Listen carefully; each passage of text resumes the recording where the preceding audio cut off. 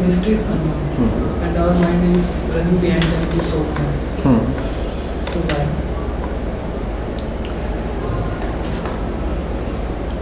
The mind, rather the ego, does not acknowledge anything as mystery. Mystery by definition is something that can never be known, solved. But the ego is arrogant. It says everything is a problem and every problem has a solution. So I can solve everything. So it is busy trying to solve everything. In fact, the more it solves, the more it gets inflated. So it creates more and more problems so that it can come up with more and more solutions and feel more powerful. For the ego, there is no mystery. Once it realizes that there is a mystery, then the problems would anyway vanish, because all the problems are ego created. Ego creates, you see the whole movement. But the problem is problem. Sir, the problem is problem now. No, the problem is not a problem. The problem is always a problem for somebody. The problem is a problem when you want something. Alright, otherwise there is nothing called problem. It's just a situation. It is happening. You call it a problem because you have a particular identity. You are somebody who is having that problem. Otherwise it's not a problem. Nothing is a problem. It's just a situation. Problem exists only for the ego.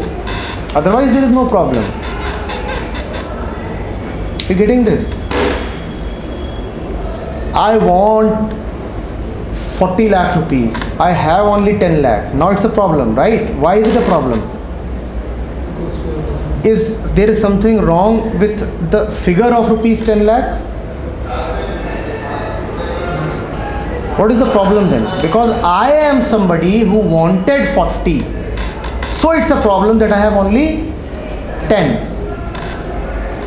Otherwise it's just a situation. So I should try to get 40 or be happy with 10? I should first realize that it is not a problem at all. That my identity is the problem. Otherwise there is no problem.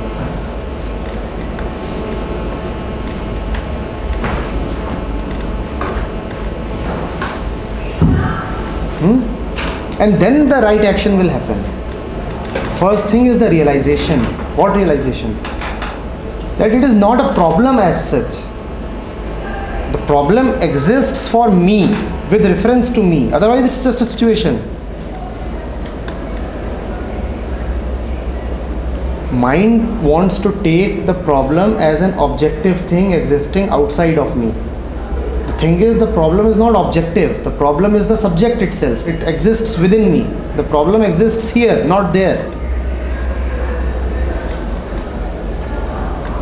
And the ego always needs problems. Remember that. It's not as if problems are just coming to you unwantedly from all directions. We feel that way, right? Oh, life is full of problems. Problems are coming from here, problems are coming from there. Problems are not coming.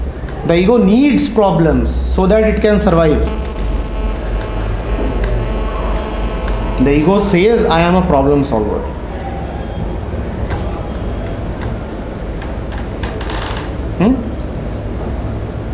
Sir, if the ego says that I am a problem solver, then when the problem really arises, why do you feel fear then? Because fear reinforces ego. The ego is very comfortable with fear. And the ego is very afraid of joy, fearlessness. Yes. Have you not seen how people run away from joy? Yes. They actually do. The ego is very comfortable with fear. It pretends that I do not like fear, but it actually does. Because it reinforces. Whenever somebody is afraid, what do I say? I am afraid. So the separation between me and the world increases. The world is trying to frighten me and I am afraid. And ego actually divides. And ego divides. So ego likes fear. When somebody will take you towards fearlessness, the ego will resist it. Yes. It happens.